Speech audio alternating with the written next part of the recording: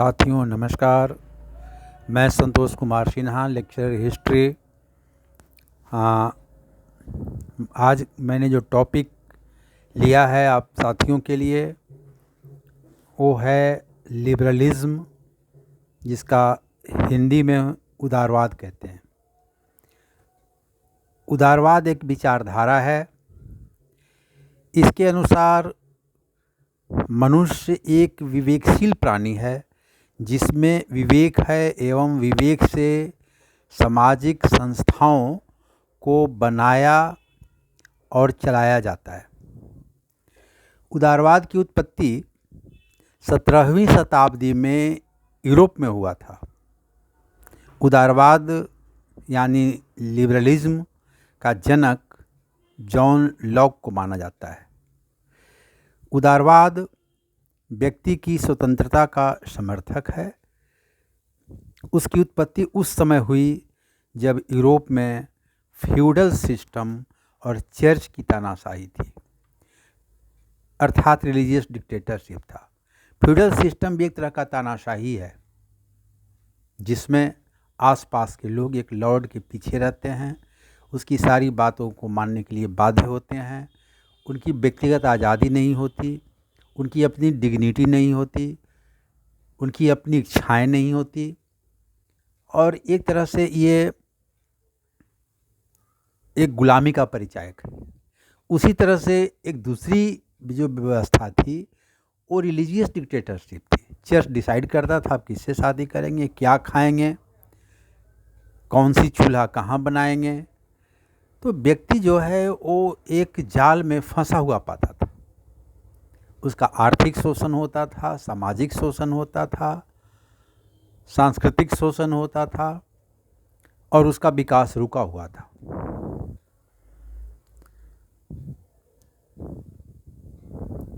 इससे लोग बड़े ही परेशान थे। जैसा कि आजकल भारत एवं अन्य देशों का मध्यम वर्गीय समाज है, जहाँ गरीबी है, भूखमरी है और समाज मुक्ति के लिए भगवान से मिन्नतें करता है, जबकि असली वजह सरकार चला रहे राजनीतिक पार्टियों का है, जिसकी वजह से वो गरीब हैं, उनकी इनकम नहीं बढ़ती। मतलब यह हुआ कि समाज में व्याप्त गरीबी भूखमरी का अंत सरकारें कर सकती हैं, दूसरा कोई भी नहीं। 1689 में जॉन लॉक ने लिखा, किसी को भी किसी अन्य के स्वास्थ्य, स्वतंत्रता या संपत्ति को हानि पहुंचाने का अधिकार नहीं है। ठीक उसी तरह अमेरिकी स्वतंत्रता घोषणा पत्र 1776 में भी लिखा गया कि जीवन, स्वतंत्रता, सुख प्राप्ति के अधिकार हर व्यक्ति को मिलना चाहिए। इस सिद्धांत को फ्रांस के मानवाधिकारों के घोषणा पत्र 1771 में भी घोषित किया हुआ मिला कि मनुष्य स्वतंत्र तथा समान पैदा होता है। 19वीं शताब्दी के 3 प्रमुख आंदोलन हुए, 3 तरह के आंदोलन हुए। एक आंदोलन राष्ट्रीय स्वतंत्रता के लिए हुआ, दूसरा व्यक्तिगत स्वतंत्रता के लिए हुआ और तीसरा वर्ग स्वतंत्रता के लिए भी हुआ।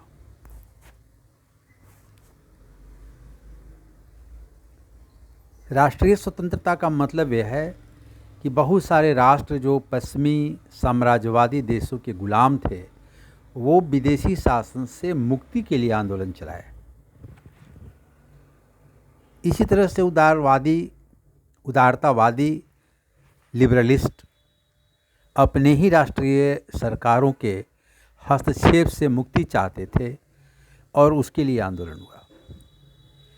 तीसरा समाजवादी आंदोलन हुए, जो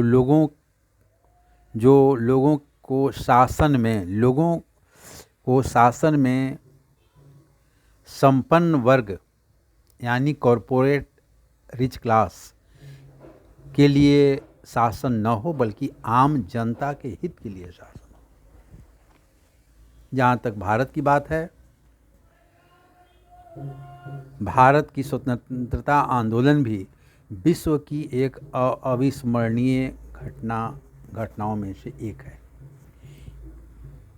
यह एक राजनीतिक आंदोलन ही नहीं बल्कि इसमें समाज सुधार जैसे जाति उन्मूलन, चाइल्ड मैरिज, चाइल्ड एक्सप्लॉयटेशन, कुष्ठ रोग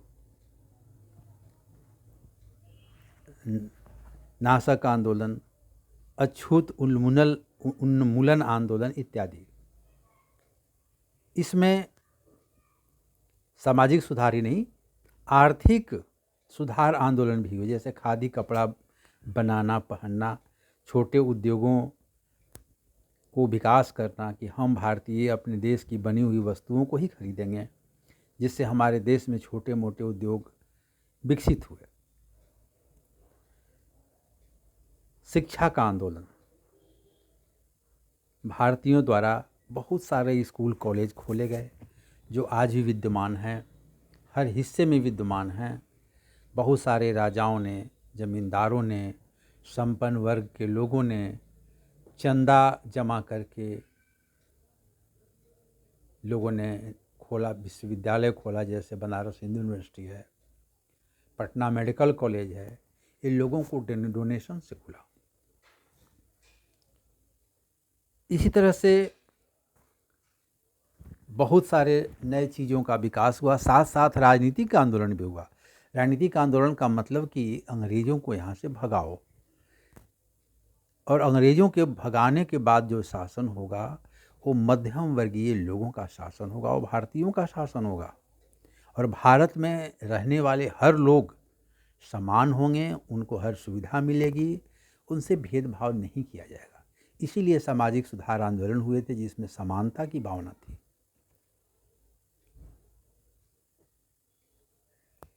कहना गलत नहीं होगा कि भारत का स्वतंत्रता आंदोलन बहुत सारे आंदोलनों को समाहित करके आगे बढ़ रहा था। भारत का स्वतंत्रता आंदोलन की झलक इंडियन कॉन्स्टिट्यूएंट असेंबली में बहस के दौरान देखने को मिलता है और कॉन्स्टिट्यूशन ऑफ इंडिया में भी मिलता है, जिसके निर्माण में डॉक्टर बी.आर. अम्बेडकर का अहम योगदान था। और वो समानता, स्वतंत्रता और बंधुत्व का मूल मंत्र था।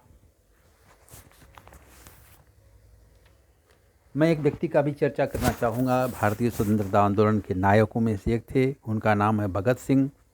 उन्होंने कहा था मैं नास्तिक बनना चाहूँगा। बड़ी इंटरेस्टिंग बात है। उन्होंने कहा था कि मैं नास्तिक बनना चाहूँगा क्योंकि किसी धर्म में बने रहने से समाज का विभाजन होता है, देश का विभाजन होता है, लोगों का विभाजन होता है। धार्मिक कट्टरता किसी भी देश के लिए खतरनाक है। एग्जाम्पल पाकिस्तान बटा धर्म के नाम पर, और धर्म के नाम पर ही वो ईस्ट पाकिस्तान से अलग भी हो गया, देश टूट गया। तो कट्टरवाद जो है, धार्मिक कट्टरता देश को तोड़ देता है। अफ़गानिस्तान धार्मिक कट्टरता का एग्जाम्पल है, जहाँ भयंकर गरीबी है, अशिक्षा है, भूखमरी है। सीरिया। तो धार्मिक कट्टरता एक रिजेक्टेड थॉट है जो गरीबी बढ़ाने के लिए और देश को तोड़ने के लिए सब बड़ी ही मतलब जाने अनजाने में ये देश को तोड़ देता है। जबकि किसी भी विकसित डेमोक्रेसी में, जो पश्चिम की डेमोक्रेसी है, धार्मिक कट्टरता बिल्कुल नहीं है, बल्कि लिबरलिज्म, उदारवाद है, जिससे वे विकसित हो गए। उनके विकास में लिबरलिज्म का बहुत बड़ा योगदान है। इससे सोशल डेमोक्रेसी देखने को मिलता है। कहने का मतलब कि हर काम के लिए समानता बहुत ही आवश्यक है। बड़ा काम हो या छोटा काम करने वालों में पश्चिमी के देशों में कोई भेद ही नहीं है। कोई काम को करने में लोग छोटा महसूस नहीं करते। सरकारें बहुत सारा सामाजिक सुरक्षा भी प्रदान करती हैं, वेलफेयर स्टेट्स हैं, और उनकी संस्थाएं बड़ी ही मजबूत हो चुकी हैं, डेमोक्रेटिक संस्थाएं खास करके, जो डेवलपिंग कंट्रीज़ में नहीं है। इसकी ज़रूरत है कि हम भी अपनी डेमोक्रेटिक संस्थाओं को मजबूत करें, क्योंकि सरकार का मतलब कोई चीफ मिनिस्टर या प्राइम मिनिस्टर नहीं होता है। सरकार का मतलब पुलिस स्टेशन होता है, डीएम ऑफिस होता है, नगर पालिका होता है, इत्यादि। धन्यवाद।